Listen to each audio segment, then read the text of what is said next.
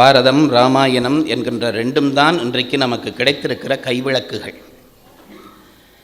கலி என்ற இருள் சூழ்ந்து கொண்டிருக்கிற பொழுது நாம் அதில் இருந்து தப்ப வேண்டுமானால், நம் குழந்தைகளை தப்ப வைக்க வேண்டுமானால் பாரதம் ராமாயணம் 1000 தரமும் கேளுங்கள், ஒன்றும் நஷ்டமில்லை.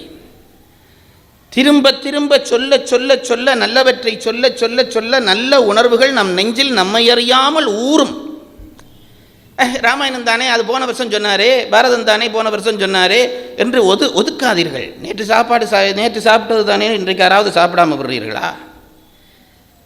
நல்லவற்றை ஒவ்வொரு நாளும் உள்வாங்க வேண்டும். உள்வாங்கினால் இந்த கலியினுடைய தீமை நம்மை பதியாமல் காத்து கொள்ளலாம். அதற்காகத்தான் காவியங்களை நம் மூதாதையர்கள் நமக்கு தந்தார்கள். ஒன்று ராமாயணம், ஒன்று பாரதம்.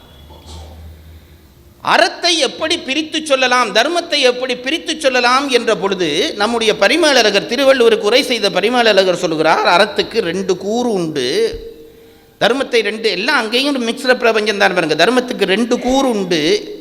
ஒரு கூறு விதித்ததை செய்தல், இன்னொரு கூறு விலக்கியவற்றை ஒழித்தல். இவ்வளவுதான் தர்மம். தர்மத்தை ஒரே வார்த்தையிலே சொல் என்று நீங்கள் கேட்பீர்களானால், திருவள்ளுவர் போன்ற பெரியவர்கள் என்னென்னவற்றை செய்ய சொன்னார்களோ அதை செய்யுங்கள், அதுக்கு 50 புள்ளி. என்னென்னவற்றை செய்யக்கூடாது என்று சொன்னார்களோ அதை செய்யாதீர்கள், 50 புள்ளி. ரெண்டும் பண்ணிட்டியா 100 புள்ளி உனக்கு தர்மத்திலே. இப்போ இதில் ரொம்ப சந்தோஷமான விஷயம் என்னவென்று கேட்டால், 50 புள்ளி செய்வதற்கு, 50 புள்ளி செய்யாமல் இருப்பதற்கு. ஆகவே நான் சொல்லுகிறேன், ஒன்றும் பண்ணாமல் சும்மா இருந்துட்டாலே தர்மம் வந்துடும்.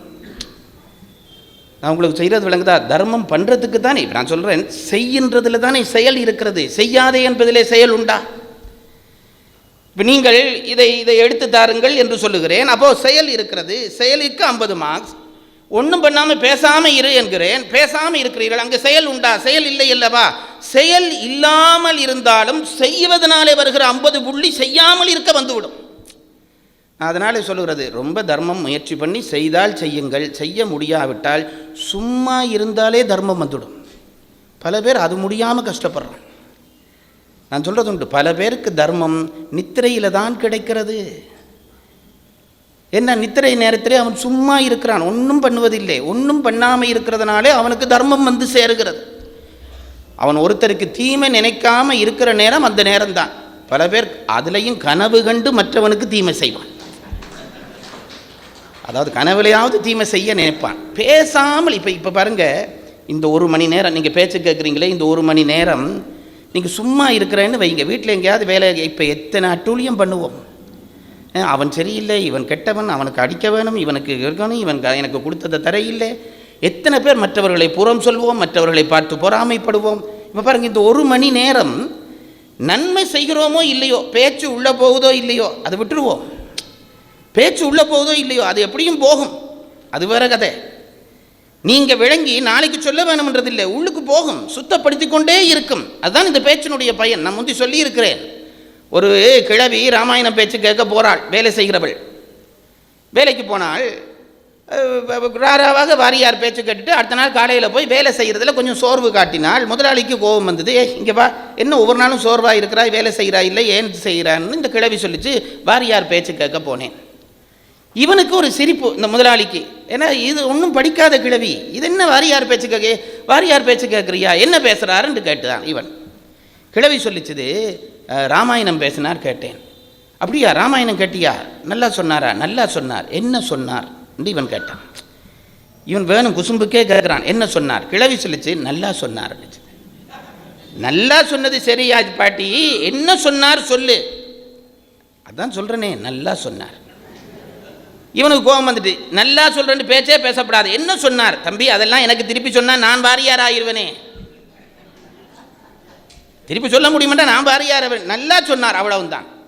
இவன் சொன்னான், பாட்டி அங்கே போய் நீ ஒன்றும் கேட்டு உனக்கு திருப்பி சொல்ல தெரியல, வீணா போய் அங்கே இருந்து ராராவா அதை பேச்சு கேட்டுட்டு இங்கே வந்து தூங்குறியே, இது நியாயமா? அதை விட நீ அங்கே போகாமல் வேலையாவது ஒழுங்கா செய்யலாமே, இது நீ போய் என்ன பையன் என்று கேட்ட பொழுது அந்த கிழவி இவன்கிட்ட பக்கத்தில் இருந்து அந்த மண்ணல்ற கூடை இருந்துதான், சேறு படிஞ்சு அந்த கூடை இருந்தது. இந்த கூடையை தூக்கி இவன்கிட்ட கொடுத்து, தம்பி இந்த கூடையில் கொஞ்சம் இந்த ஆற்றுல தண்ணி அள்ளுந்துச்சு தான். இந்த கிழவி மாதிரி பொல்லாத ஆட்கள்.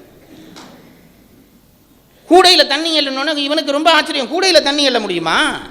பாட்டி கூடையில் தண்ணி எல்ல முடியுமா? நான் ஒன்றும் பண்ணாத, நீ அள்ளு. இவன் 5-6 தடவை அந்த தண்ணியை அப்படி முக்கி முக்கி எடுத்தான் கூடையை. தண்ணி நிற்க இல்லை. இப்போ இவன் வந்து சொன்னான், பாட்டி கூடையில் தண்ணி நிற்காதேன்டான். இப்போ கிழவி சொல்லிச்சு, கூடையில் தண்ணி நிற்கையிலேயே தவிர நீ கூடை எடுக்கிற பொழுது எப்படி இருந்தது? அழுக்கா சேராக இருந்தது. இப்போ 5 தடவை முக்கி எடுத்தியே, இப்போ பார் கூடை சுத்தமாயிட்டுதா இல்லையா? அதுபோல வாரியார் பேச்சு எனக்குள்ள நிற்காட்டியும் பரவாயில்லை, அதை கேட்டு கேட்டு என் உள்ளம் சுத்தமாகுது என்று கிழவி.